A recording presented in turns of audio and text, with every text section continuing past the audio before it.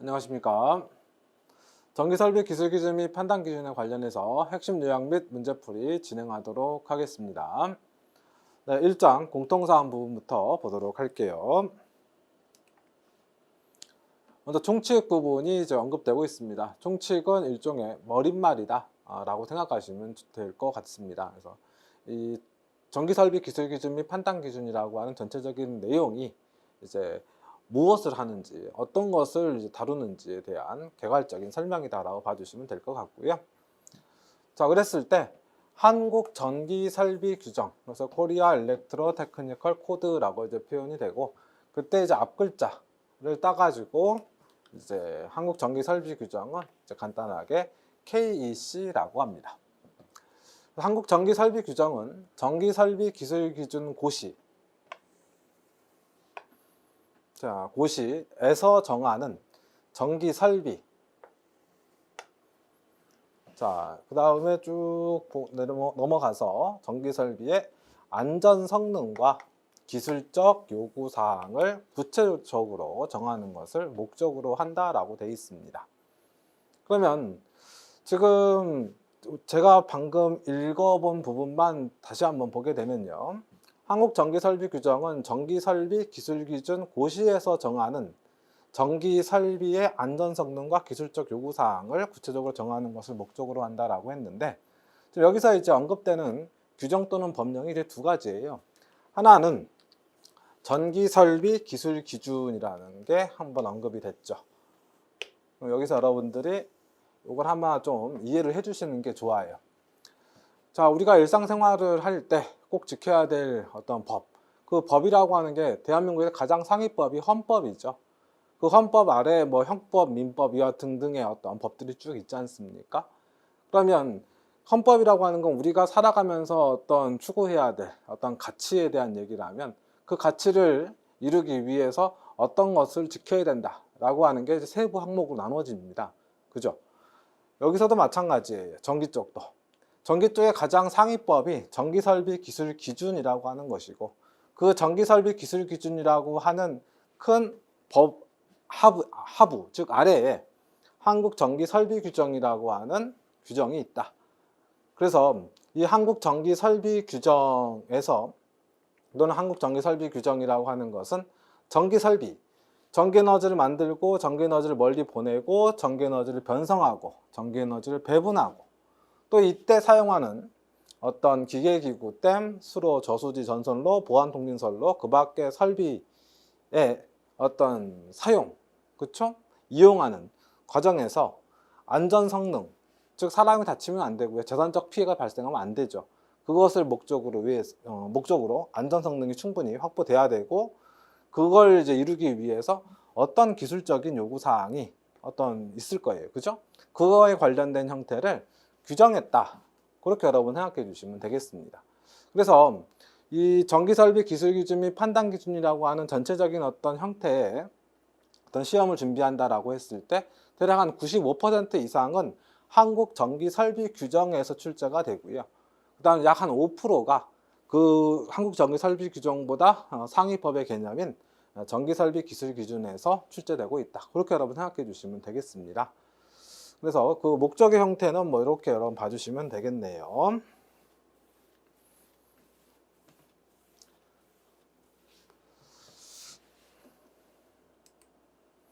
그러면 이 적용 범위는 이제 어떤 형태가 될 것이냐, 한국전기설비규정, 즉 KEC라고 하는 것이 보시다시피 이제 1번 공통사항, 2번 저압전기설비, 3장 고압, 특고압 전기설비, 그다음에 4장 전기철도 설비, 그다음에 5번 분산형 전원설비, 발전용 화력설비, 발전용 수력설비, 그 밖에 기술기준에서 정하는 전기설비, 이와 같은 형태를 해서 이제 한국전기설비규정이 적용이 된다라고 이제 설정을 할 수 있는데, 예, 이때 우리는 이걸 다 공부하는 건 아니고요. 여기까지만 공부합니다.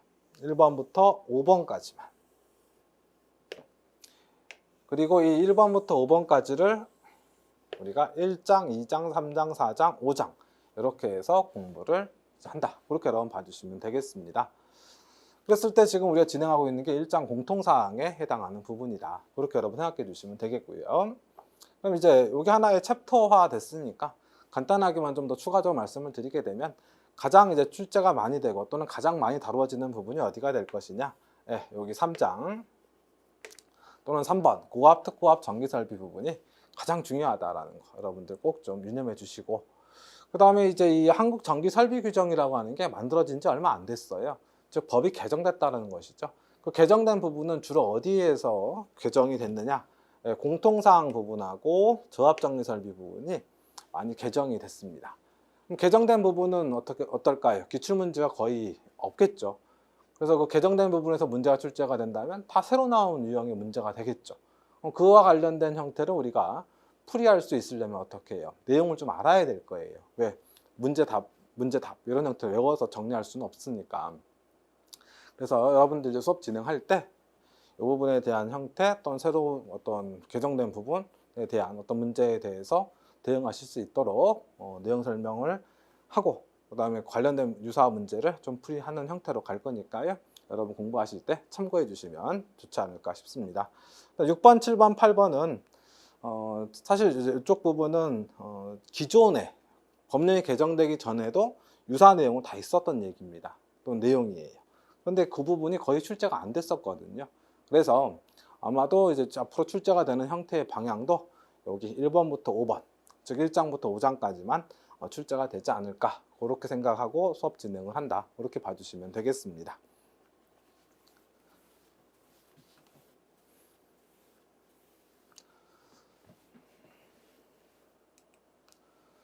자, 그럼 이제 일반사항이라고 해서 또 표현이 되어 있네요.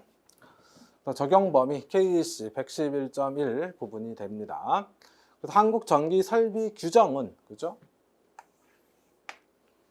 규정은 인축의 감전에 대한 보호, 그 다음에 전기 설비, 개통 시설물, 발전용 수력 설비, 발전용 화력 설비, 발전 설비 용접 등의 안전에 필요한 성능, 그러니까 이와 같은 설비들의 어떤 안전에 필요한 성능과 기술적인 요구사항 에 대해서 적용한다라고 표현됐어요.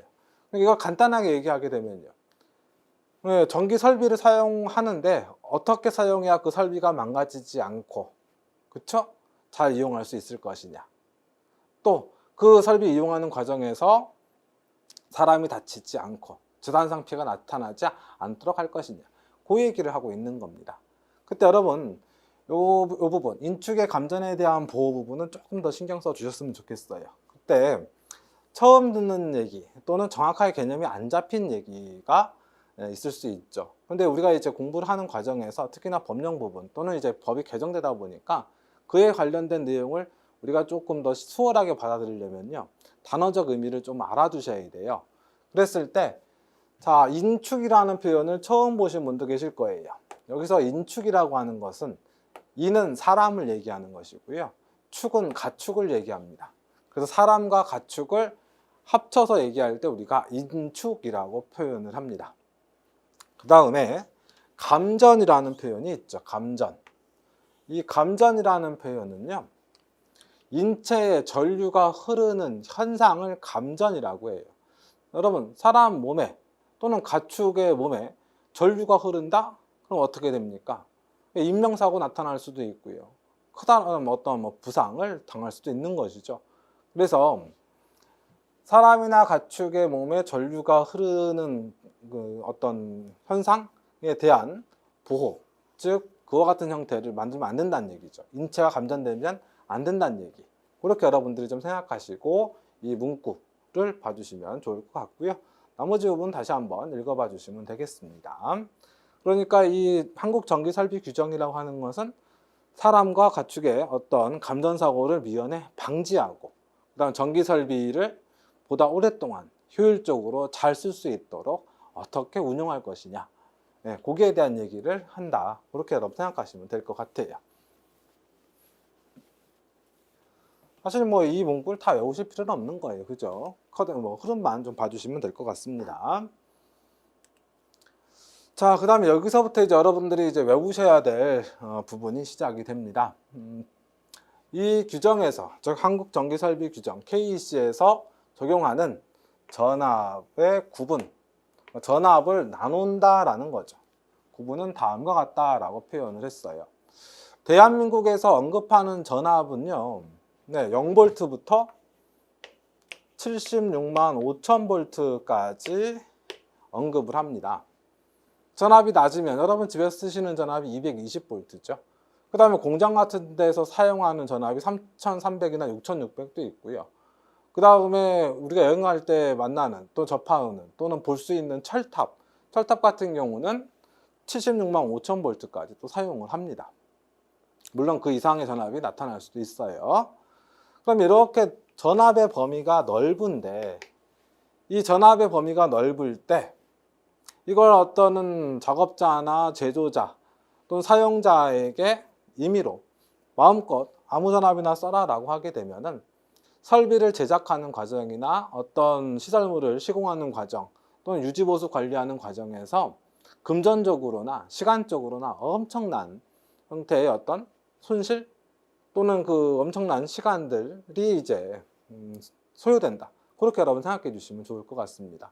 그래서 전압을 어떻게 해요? 구분을 지어 놓는 거예요. 그래서 어느 장소는 저압만 쓰고 어느 장소는 고압을 쓰고 어느 장소는 특고압을 써라. 그래서 특화된 형태로 설정을 해주게 되면은 나름대로의 전문가들이 나타나겠죠. 그리고 전압을 이렇게 구분을 해주게 되면 여러분 전압이 높잖아요. 전압이 크면요. 설비의 크기도 커져요. 전압이 작으면 설비의 크기도 상대적으로 좀 작아집니다. 가장 쉬운 예가 저압에서 쓰는 모타의 사이즈와 고압에서 사용하는 모타의 사이즈는 엄청나게 크기가 차이가 나거든요. 그러니까 어떤 그 전압을 가지고 어떤 구분을 시켜주게 되면 비용적으로나 시간적으로나 우리가 아낄 수 있다. 그렇게 여러분 생각해 주시면 좋을 것 같습니다.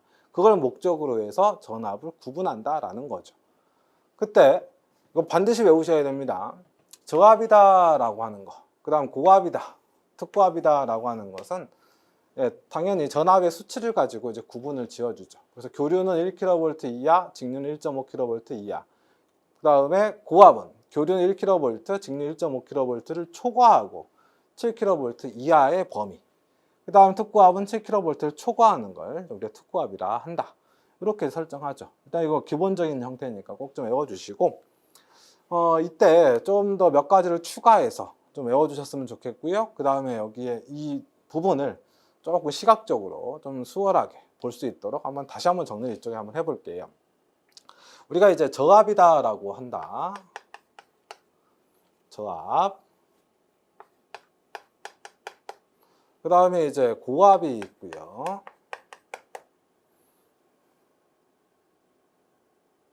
그 다음에 특고압이 있습니다. 그러면 저압, 고압, 특고압 이렇게 이제 나눠진다라고 했을 때 우리가 이제 그 저압과 고압의 경계선이다. 그 다음에 고압과 특고압의 경계선 이렇게 좀 설정하시면 조금 보시기 좀 수월하시지 않을까 싶습니다. 우리가 통상 교류는 AC라고 표현을 많이 합니다. 그죠? AC. 그 다음 직류는 DC라는 표현을 많이 쓰고요.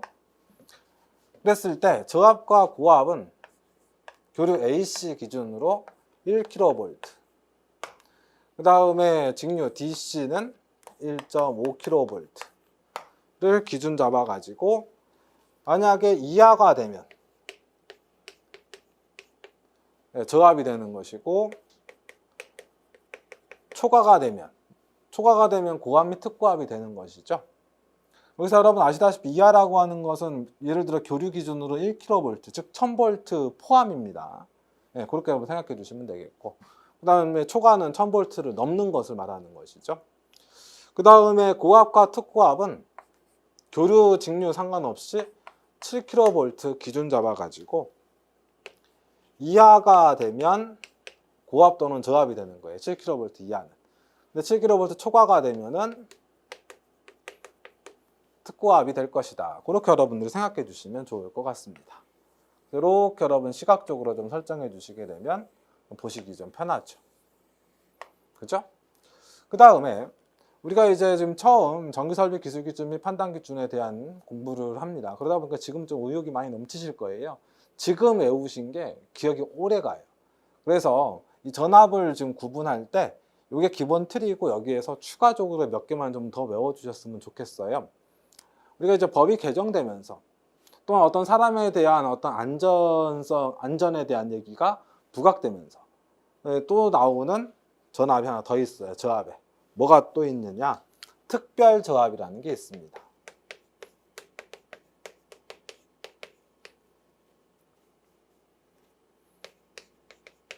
이거 뒤쪽에서 많이 얘기를 할 거예요. 저압 중에 특별히 좀 설정하자. 그랬을 때 이제 교류 AC 기준으로 50V, 직류 DC 기준으로 120V로 설정을 하게 됩니다. 그래서 이제 요 전압 이하를 우리가 특별 저압이라고 설정하게 되는데, 요 전압 이하 형태들은요, 쉽게 생각하시면 이렇게 보시면 돼요. 이 전압의 수치를 기준으로 아래쪽의 전압은 사람이 실수로 건드린다 하더라도 사람의 어떤 생명이나 어떤 시체에 큰 어떤 문제를 일으키지 않는 상대적으로 좀 안전한 전압이라고 이제 얘기할 수가 있는 거죠.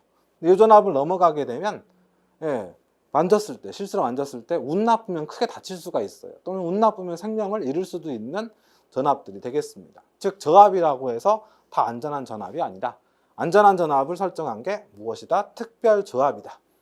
그래서 이것도 여러분들이 꼭 외워두셔야 돼요. 되셨죠? 그 다음에 또 추가적으로 좀 봐주셔야 될 게 무엇이냐 하면은, 이 저압 부분에서 유난히 많이 나오는 전압이 400V하고 다음에 300V가 많이 나오게 됩니다. 이때 300V 설정할 때 통상 300V 이하로 많이 얘기를 하거든요.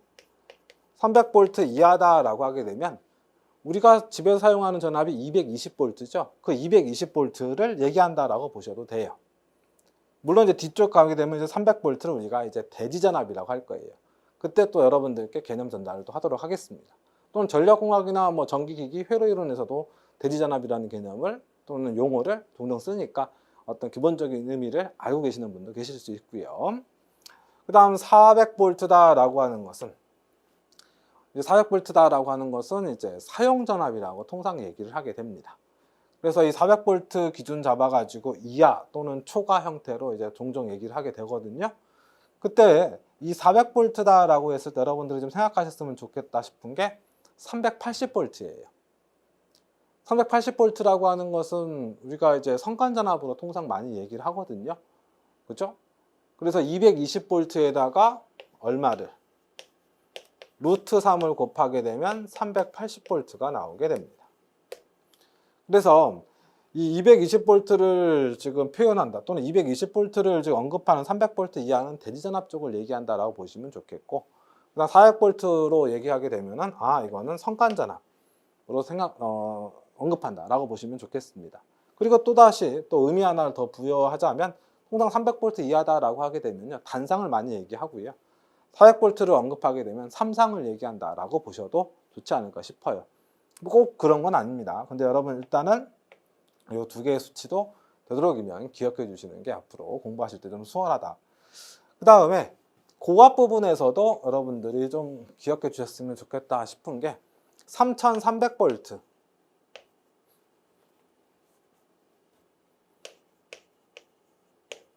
그리고 6600V예요. 우리가 이제 그 전기기기 때 공부를 하죠. 유도 전동기의 경우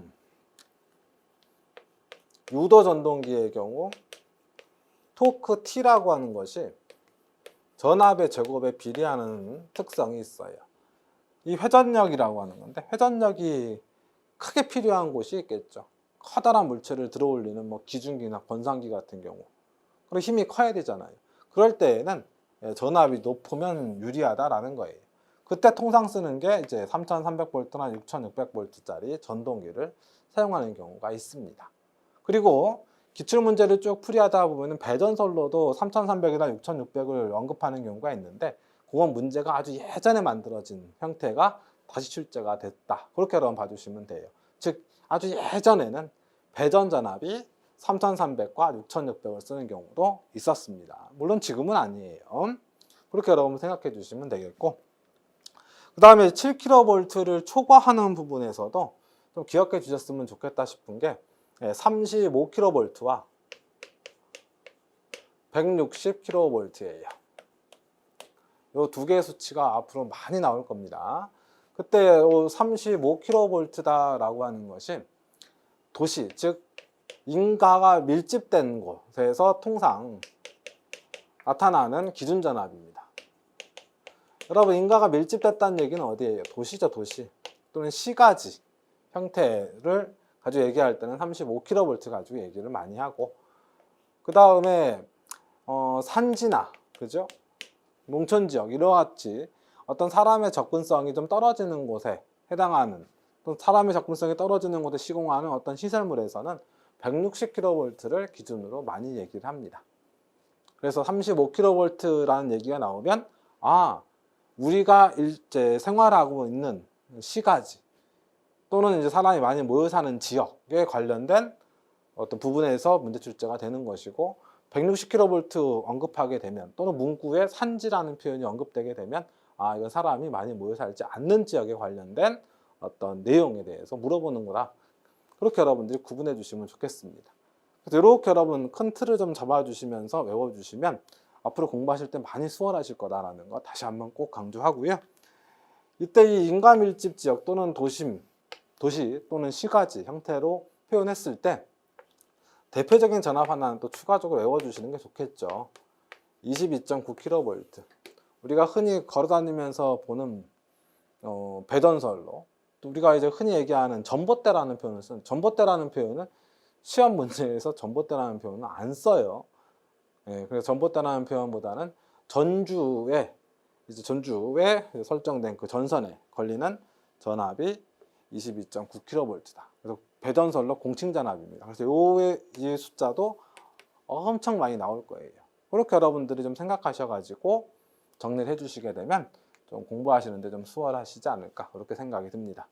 저압고압, 특고압 구분해 주시고, 그 구분되는 상황에서 자주 언급되는 내용들 조금 신경 써서 봐주시면 좋겠습니다.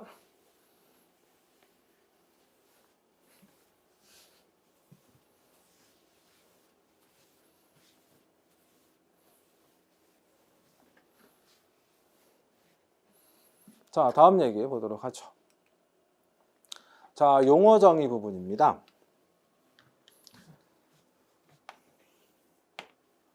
사실 이제 그 용어 정의다라고 하는 게 모든 법령집이라든지 또는 어떤 뭐 교재라든지 했을 때 가장 앞부분에 이제 수록을 하거나 또는 가장 뒷부분에 이제 수록을 합니다. 그래서 일반적 수업을 진행할 때 또 선생님들이나, 그죠? 또 교수님들이 한 번씩 좀 읽어보세요 하고 이제 다른 내용, 본 내용부터 막 이제 들어간다, 이렇게 이제 많이들 수업 진행을 하고, 그다음 우리도 이제 그렇게 생각을 하죠. 그래서 책을 딱 넘길 때 이런 용어정이 나오게 되면 그냥 넘어가잖아요. 그런데 제 생각에는 이 한국전기설비규정에 관련된 내용이 전기설비기술기준 및 판단기준에 출제가 되는데, 이때 앞서 말씀드렸다시피 기출문제가 좀 법이 개정된 부분에서는 기출문제가 없잖아요. 거의 없죠. 그죠? 그러다 보니까 우리가 내용을 좀 알고 들어가서 시험을 봐야 뭐 몇 개라도 좀 건져낼 수가 있게 됩니다. 개정된 부분에 관련된 문제가 출제됐을 때. 그러면 그 내용을 좀 받아들이고 하려면 어느 정도는 좀 이해가 돼야 되거든요. 근데 그 이해를 한다라고 했을 때 단어적인 의미가 좀 낯설거나 생소하게 되면 굉장히 복잡해지고 좀 대책이 안 서요. 그죠?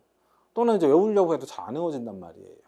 그런데 앞으로 다루게 될 이 용어 정의가, 또는 용어 정의에 다뤄지는 이 단어들이 한 번 나오고 끝나는 게 아니라 계속 나옵니다. 그러므로 여러분들이 이 용어 정의 부분을 좀 각별히 좀 신경 써 주셨으면 좋겠어요. 물론 용어 정의 부분에서 실제 한국전기설비규정에 나열된 그 용어 정의 부분에서 불필요하다 싶은 것들은 이제 뺐고요. 그 상태에서 우리가 쭉 나열하는데, 그 나열하는 과정에서도 이 부분은 이제 한번 읽고 넘어가세요 라고 하는 부분은 따로 또 말씀을 드릴 거니까 중요 개념이 필요한 부분은 자세히 설명할 것이고요. 그래서 용어 정의 부분 그냥 넘어가지 마시고 한번 우리가 잘 정리를 한번 해보도록 하겠습니다. 자, 먼저 가공인입선 부분부터 보도록 하죠. 이 가공인입선이다 라고 하는 게 필기시험에서도 출제가 되고요, 실기시험에서도 출제가 됩니다. 그리고 가공인입선에 대한 정의를 언급하는 경우도 있고, 또는 가공인입선이라는 어떤 시설물을 만들 때 어떤 시설 규정, 뭐 높이라든지 전선의 굵기라든지 등등을 언급하는 경우도 있어요. 그 형태들은 이제 자세한 디테일한 형태들은 뒤쪽에서 정리를 하고 여기서는 이제 개념만 좀 설정을 할 거예요. 가공전선로의 지지물로부터 다른 지지물을 거치지 아니하고 수용 장소의 부침점에 이르는 가공전선이라고 했습니다. 여러분 쭉 읽어 봤는데 사실 이게 쉽게 뭐 이렇게 연상이 되거나 아 이게 이거구나라고 생각이 되지가 않죠, 잘. 그래서 하나씩 좀 보자면 가공전선로라고 하는 것은 지표면 위에 시설된 것을 말합니다. 그래서 우리가 이제 간략하게만 좀 표현을 하게 된다면 만약에 여기가 지면, 즉 대지다라고 했을 때 선로를 이렇게 위에다가 시설을 하게 되면 지면 위에 설정하게 되면 이게 가공전선로예요. 땅 속에 시설을 하게 되면 이게 지중전선로가 되게 됩니다. 이게 가공이고 이게 지중이고 무슨 얘기 되시죠? 그래서 가공전선로의 지지물로부터 다른 지지물을 거치지 아니하고 여기서 말하는 지지물은 또 무엇이냐? 요게 지지물이에요. 요게 전선을 지지한다라고 생각해 주시면 돼요. 그래서 지지물에는 뭐 본 내용에서 또 언급하니까 여기서는 일단 개념만 잡아주시면 돼요. 지지물에는 산에 가서 나무를 잘라가지고 그 나무를 갖다 이렇게 세워주면 그게 목주가 되고요. 굵은 철근을 놓고 철근에다가 콘크리트를 발라서 둥그렇게 연필처럼 길다랗게 만들어서 딱 세워주게 되면 그게 철근 콘크리트주가 되고 철을 가지고 둥그렇게 만들어 세워주게 되면 철주가 되고 그 다음에 철로 된 그 막대기 형태를 조립을 해서 세워가지고 사용하게 되면 그게 철탑이 되게 됩니다. 그래서 우리가 통상 지지물이다라고 하게 되면 목주, 철근, 콘크리트주, 철주, 철탑을 우리가 묶어서 지지물이라고 합니다. 그래서 그 지지물로부터 다른 지지물을 거치지 아니하고 수용장소라고 하는 것은 받아서 사용하는 장소를 말합니다. 쉽게 생각하시면 여러분들 생활하시는 집 또는 여러분들 생활하시는 어떤 학교 또는 공장 이것들을 다 포함해서 전기 에너지를 받아서 사용하는 장소가 수용장소예요. 수용장소의 부침점이다. 전선이 와서 붙겠죠.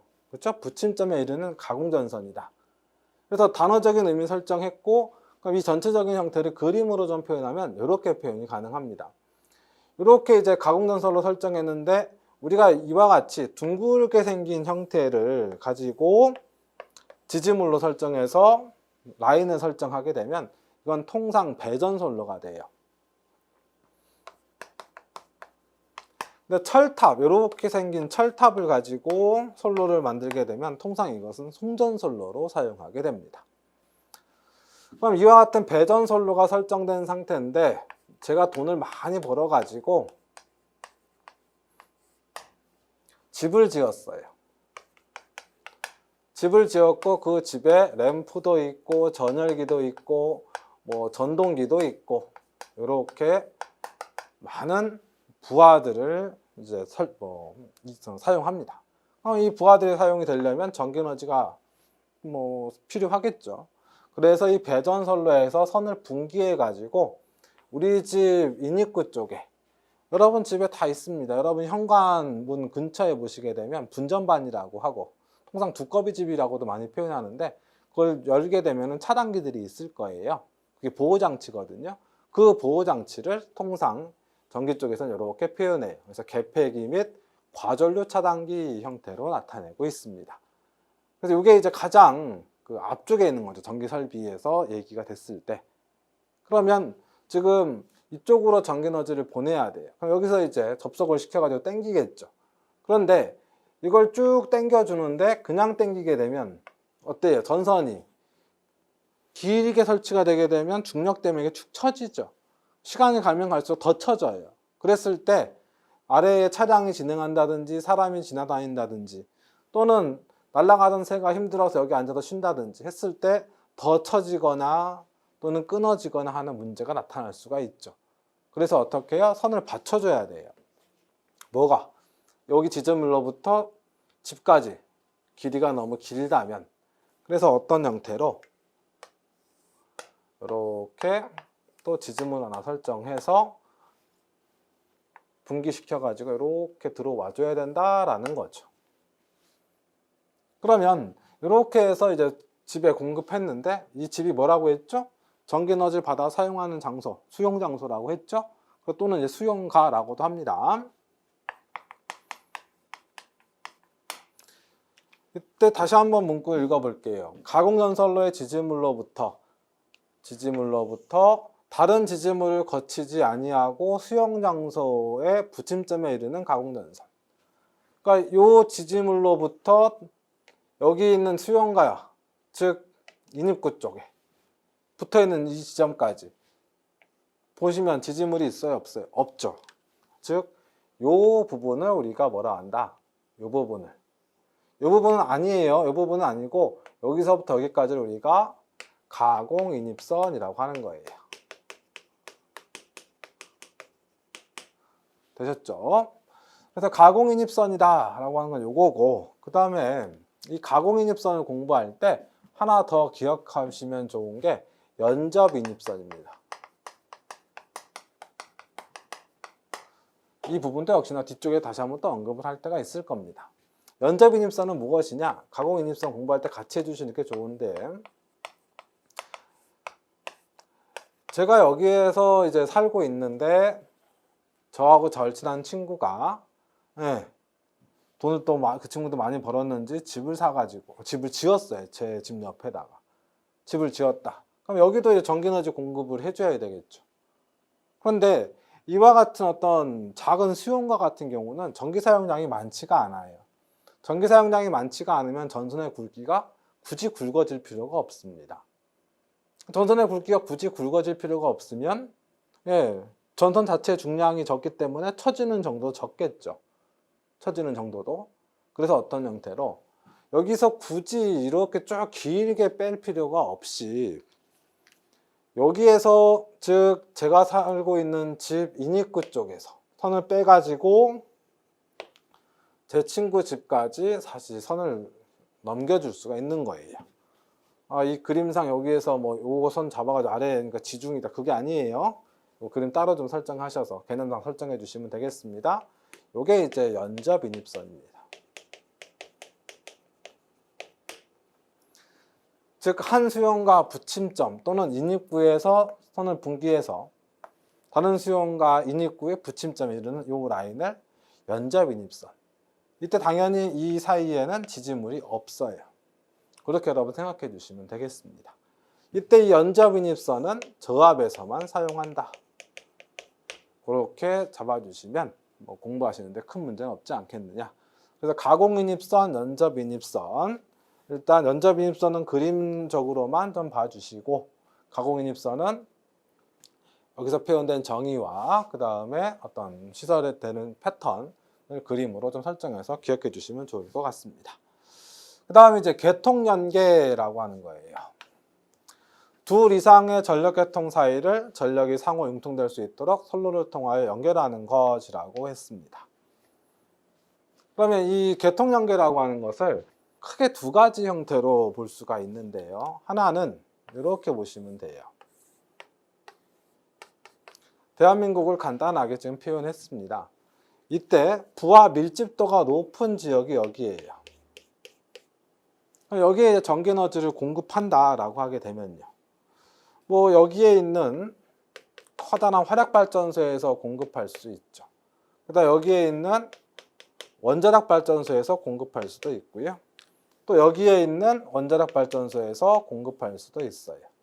이렇게 전기에너지를 공급하게 되면 각각의 발전 설비가 각각의 라인을 통해서 부하 밀도가 높은 지역에 전기에너지 공급하고 있는 거죠. 이건 연계가 아니에요. 그럼 뭐가 연계가 될 것이냐? 여기가 연결돼 있다라고 보시면 돼요. 이렇게 연결돼 있으면 전기에너지가 이렇게 갈 수도 있고 또 이렇게 갈 수도 있는 것이죠. 또 이렇게 갈 수도 있고 이렇게 갈 수도 있는 것이고요. 또는 여기 말고 또 다른 부하 밀집도가 높은 지역이 여기에도 있어요. 그랬을 때 이렇게 또 연결시켜 주게 되면, 그죠? 네, 이렇게 공급하고 이렇게도 공급되고, 이렇게 공급하고 이렇게도 공급이 되는 겁니다. 이게 연계인데, 둘 이상의 전력계통 사이를 전력이 상호 융통될 수 있도록, 융통이라고 하는 건 빌려 쓰고 빌려주고 한다라고 보시면 되겠습니다. 될 수 있도록 선로를 통해 연결하다. 선로를 통해 연결한 거죠. 여러분 만약에 이렇게 됐다라고 볼까요? 이렇게. 이거 역시나 연계가 아니죠. 얘는 이쪽, 얘도 이쪽, 얘는 이쪽으로만. 그런데 만약 여기에 어떤 발전 설비가 고장으로 멈춰 섰어요. 그럼 이 지역은 전기에너지 공급이 안 되죠. 그러니까 어떤 형태로 이쪽에 여유가 좀 있으니까 이쪽에 빌려주는 거예요. 그러면 이렇게도 공급하고 이렇게도 공급하겠죠. 그러면 여기도 마찬가지로 이렇게만 만들지 말고 이렇게 설정해서 뭐 표현하게 된다면, 그렇죠? 그림을 조금 더 이쁘게 그려보자면 이렇게 생각하시면 되겠습니다.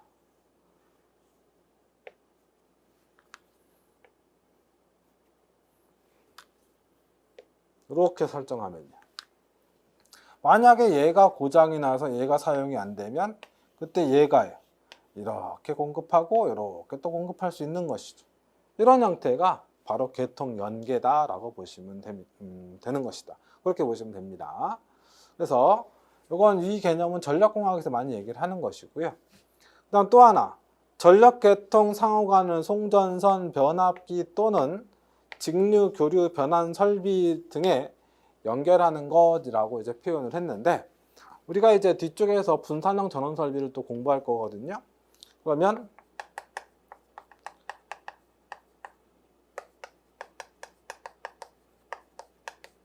분산형 전원 설비가 설정이 된다. 그 다음에 여기에 자, 캡코라고 하는 것은 한전이다 라고 생각하시면 되겠습니다. 그 다음 우리가 전기에너지를 사용하는 장소, 수용가 또는 부하라고 표현을 해 놓을게요. 그랬을 때 기존에는 한전으로부터만 전기에너지 공급을 받고 있었던 겁니다. 개념이. 그런데 보시다시피 분산형 전원 설비가 최근에 이제 많이 설치가 되고 있어요. 그러면 이 분산형 전원 설비 대표적인 예를 들어 만약에 태양광이다. 태양광 발전이다 라고 하게 되면요. 여러분들이 만약 농촌 지역에다 집을 지었어요. 그럼 태양광 발전 설비를 뭐 지붕에다 설치할 수도 있고 또는 옆에 경작지에 설치할 수도 있는 것이죠. 그럼 거기서 만들어진 전기 에너지를 어디로요? 네. 집에서 사용할 수 있도록 또 할 수 있는 거죠. 이런 형태도 마찬가지로 계통 연계예요. 근데 이 계통 연계를 시킨다라고 했을 때 전력계통 상호간을 송전선 변압기다라고 하게 되면 이렇게 생각하시면 됩니다. 여기에 철탑이 있으면 송전선이고요. 또 여기에 변압기가 매달려 있으면 변압기가 되는 것이죠. 그리고 직류교류 변환 설비라고 하게 되면은 분산형 전원 설비 쪽에서 만들어진 전기 에너지를, 그렇죠? 전기 에너지를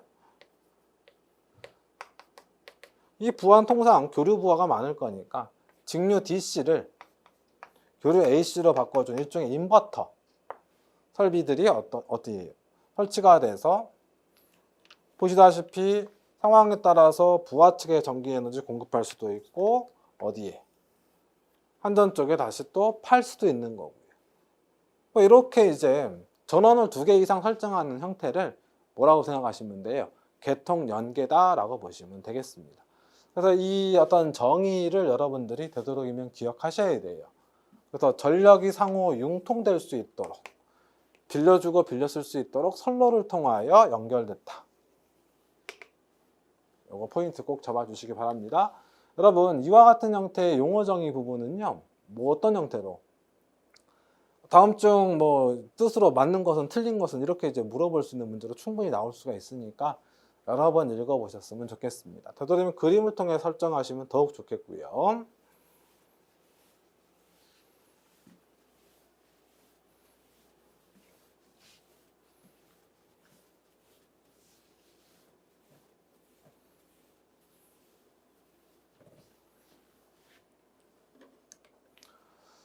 다음 계통의 도전부라고 하는 게 있습니다. 그러면 여기서 이제 계통이라고 하는 것은 우리가 앞서 계통 연계다라고 했어요. 그게 결국에는 전기 에너지를 발생하는 곳에서 전기 에너지 사용하는 곳까지 이어지는 거잖아요. 그걸 이제 계통이라고 하는 거예요. 즉 전기 에너지를 발생시켜서 사용하는 곳까지 보내는 그 전체적인 어떤 선로나 설비를 다 묶어서. 그런데 여기서 지금 얘기하는 게 계통 외에 도전부라고 했어요. 전류가 흐르는 부분이에요. 그 말은 발전소부터 수용가, 우리 집에 있는 예를 들어 선풍기까지 전류가 쫙 흘러가겠죠. 거기를 제외한 다른 곳에 전류가 흐를 수 있는 부분이 있다. 그걸 우리가 뭐라 한다? 계통의 도전부라고 한다. 그래서 전기설비 일부는 아니지만 지면의 전이 등을 전해줄 위험이 있는 도전성 부분을 우리가 계통의 도전부라고 표현을 합니다. 그럼 이 계통의 도전부에는 무엇이 있을 것이냐? 간단하게 이제 좀 설정할 필요가 있는데요. 지금 만약에 건축물이 이렇게 설정이 되어 있어요. 건축물이. 그럼 이렇게 좀 설정이 되어 있으면 이렇게 이제 층이 설정이 되겠죠. 이렇게 층이 설정이 되려면 층이 높은 층으로 건물이 만들어지기 위해서는 뭐가 해요? 보시다시피 이제 철골이 땅에 박혀 있어야 될 것이고,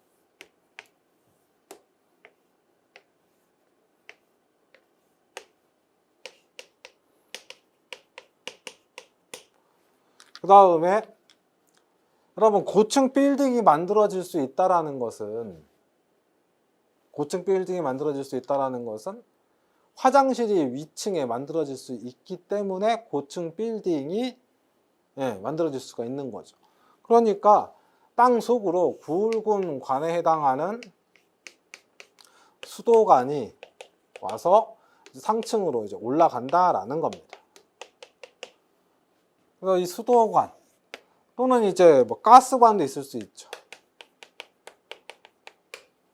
그래서 철골이나 수도관, 가스관 등이 전기에너지를 어떻게 해요? 흘릴 수가 있어요. 왜? 도체이기 때문에. 일반적으로 금속으로 만들어지는 형태이기 때문에. 그래서 만약에 철골이나 수도관이나 가스관에 만약에 전이가 형성됐을 때 사람이 만지게 되면 어떻게 됩니까? 감전사고가 뭐 일어날 수 있는 것이죠. 그쵸?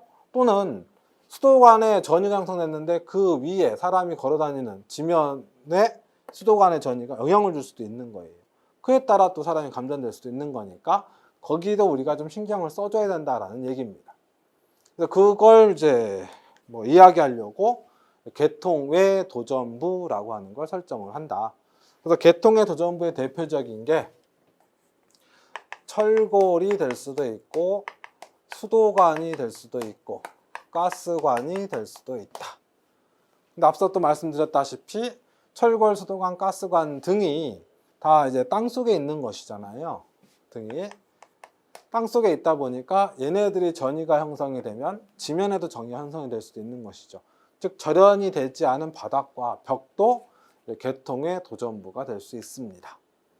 그래서 여기서 이제 중요한 것은 계통의 전기 설비의 일부는 아니지만 계통의 외적으로 계통이 아닌 부분을 얘기한다. 거기까지 여러분들이 좀 생각해 주시면 좋겠습니다. 자, 그 다음에 계통접지라고 하는 거. 이게 아주 또 중요합니다. 여기에 대해서는 전력공학에서도 공부하고 지금 여기 전기설비 기술기준 및 판단기준에서도 공부를 하죠. 계통접지다. 전력계통에서 돌발적으로 발생하는 이상현상에 대비해서 대지와 계통을 연결하는 것으로 중성점을 대지에 접속하는 것이라고 했어요. 그러면 이 계통접지 관련된 얘기는 여기다 한번 정리를 한번 해보게 되면요.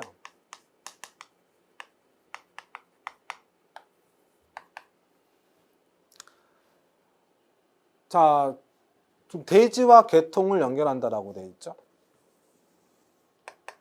그래서 중성점을 대지에 접속한다라고 돼 있어요. 여러분, 전기 설비와 대지를 연결한다? 그러면 전기 설비 쪽에서 대지로 전류가 흐를까요? 안 흐를까요? 흐를 수도 있고 안 흐를 수도 있어요. 그러면 지금 우리가 전기 에너지를 정상적으로 잘 쓰고 있다라고 했을 땐 전기 설비 쪽에서 대지로 전류가 흐르면 돼요? 안 돼요? 안 되죠. 그러니까 문제가 있을 때만 흐르게 한다. 그래서 그게 흐르게 되면 고장이라 판단하자. 이게 이제 전력공학에서도 얘기가 됐던 건데,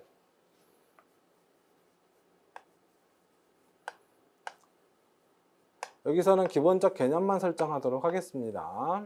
디테일한 것은 2장 파트, 저압전기 설비 부분에서 할 거예요.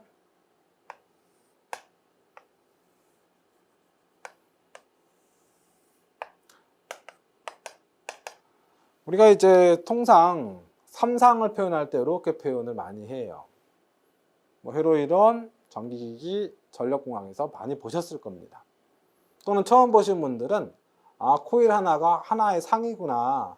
하나, 둘, 세 개잖아요. 그죠? 3상이다 라고 생각하시면 되겠고, 이때 3상으로 설정했을 때 이와 같은 모양이 Y결선이에요. 통상 이 Y결선이 뭐가 있다? 중성점이 있습니다. 이 중성점이 바로 0V가 되는 지점이죠. 단 조건이 평형일 때. 평형이라고 하는 건 사고가 안 났을 때거든요. 그래서 이 중성점을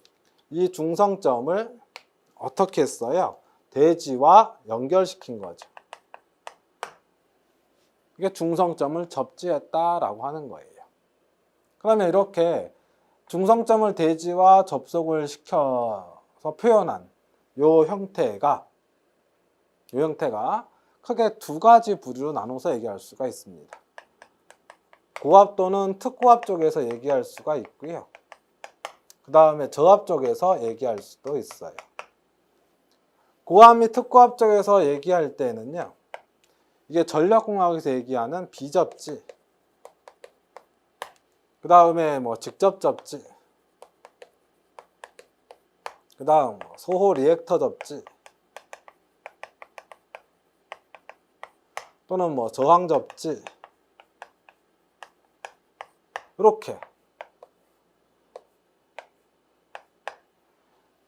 나타낼 수가 있게 되는 거죠. 그러니까 전력공학에서 얘기하는 그 개통 접지, 중성점 접지가 이런 형태가 되는 것이고, 그 다음에 만약에 여기에는 이 부분의 전압이 고압 또는 특고압이 아니고 여기 전압이 저압이 되게 됐을 때에는 세 가지 형태로 나타내게 되는데, 하나가 TN 접지, 또 하나가 TT 접지, 또 하나가 IT 접지, 이렇게 세 가지로 설정할 수 있게 됩니다.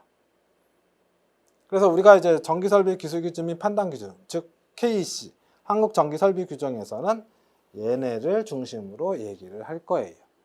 근데 얘네들을 중심으로 얘기를 한다라고 했을 때, 여러분들이 만약에 전력공학을 공부하시고 지금 수업을 듣고 계신다면 훨씬 이해하시기가 쉬우실 거고, 만약에 전력공학을 공부하지 않으시고 지금 수업을 듣고 계신다면 조금 난해하실 수도 있습니다. 그래서 그 난해한 분들은 아, 이런 게 있구나라고만 생각하시고, 요거 이제 뒤쪽에서 2장 파트에서 이 어떤 영문으로 표현된 요 이니셜의 어떤 의미도, 그 다음 읽는 법 또는 특성 다 말씀을 드릴 거니까 그쪽에서 정리해 주시면 되겠습니다. 그래서 개통접지다라고 하는 건 어떤 그 시키는 방법이 또는 전압에 따라서 이제 구분이 이렇게 된다. 그렇게 여러분 봐주시면 되겠고, 이때 일단 여기 문구를 좀 여러분들께 좀 이해 또는 전달을 한다라고 하게 되면요, 전력계통에서 돌발적으로 발생하는 이상현상에 대비한다라고 하는 거죠. 전기에너지를 공급하는 과정에서 어떤 문제가 발생했다. 그럼 문제가 발생하면 어떻게 해요? 문제를 제거해야 되겠죠. 그래서 그 문제를 제거한다. 어떤 형태로? 자, 이쪽 보시기 바랍니다. 지금 전기에너지가 이렇게 가고 있었어요. 그때 통상 이 3선을 사용한다라고 했을 때 선에 이름을 붙여요. 그 선에 이름을 붙인다라고 하게 되면 임의로 설정하시면 돼요. 이때 여기서 L1 맨 위에 거 L1 그 다음 L2 L3로 통상 한국전기설비 규정에서는 나타내고 있습니다.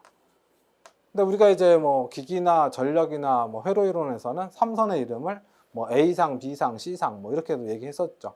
근데 한국전기설비 규정에서는 이제 L1, L2, L3로 하자라고 약속이 되어 있는 상태이기 때문에 이렇게 기억해 주시면 되겠고, 그때 L1, L2, L3로 흘러가는 전류의 크기가 또는 전압의 크기가 같고 위상차가 120도가 나타나면 그걸 우리가 뭐라 하느냐? 삼상 평형이라고 하는 거예요.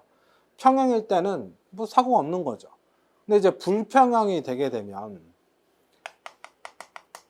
평형인 상태에서 불평형이 된다. 불평형이 되는 이유는 뭐 지락이라든지 단선이라든지 그렇죠? 뭐 삼상단락이라든지 성간단락이라든지 등등의 어떤 사고로 인해서 불평형이 된다면 어떤 문제가 있을 수 있다? 유도장애가 나타날 수도 있고, 그 다음에 전동기 토크가 감소할 수도 있는 거고, 또는 이제 결상사고가 나타날 수도 있는 것이고, 그래서 이제 뭐 선로가 다 타버리는 형태로 또 발달할 수도 있는 겁니다. 그래서 이와 같은 어떤 문제점들을 어떻게 해요? 빨리 제거해야 되겠죠. 그럼 제거한다라고 하는 건 결국 문제가 있는 건 사람이, 작업자가 들어가서 고쳐야 돼요. 그럼 고치는 데까지 계속 전기에너지 공급하면 안 되고 빨리 일단은 고장 제거를 해줘야 이와 같은 문제들이 어떻게 됩니까? 줄어들겠죠. 그러면 고장 여부를 빨리 판단해야 돼요. 그때 가장 많이 발생하는 고장이 어떤 고장이냐 하면 임의의 선으로 설정할게요. 하나의 선, L3 선 중간에서 뭐가 지락사고, 통상 지락사고 대지에 흐르는 전류를 IG로 표현을 하거든요. 지락사고가 발생하게 되면 전류가 대지로 흐르게 되면 그 전류는, 여러분 전류가 흐르려면 회로가 구성이 돼야 됩니다.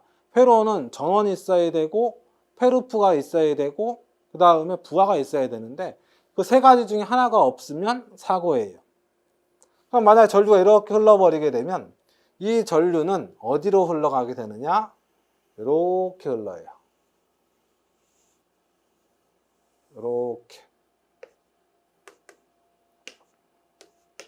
이렇게 흘러버리기 때문에 부하측을 향해서 못 간 거죠. 이게 결국 사고가 된다라는 얘기입니다. 그러면 전류가 이렇게 흐른다라고 했을 때, 만약 평형일 때에는 전류가 안 흘러요. 어디에? 중성점에서 대지에 접속시킨 이 선에 전류가 안 흐르는데, 만약에 이와 같은 일선 지락사고가 발생하게 되면 전류가 흐르는 거죠. 어디에? 이 중성점에서 대지에 접촉시킨 일종의 접지선이라고 합니다. 접지선에 전류가 흐르게 되는 거죠.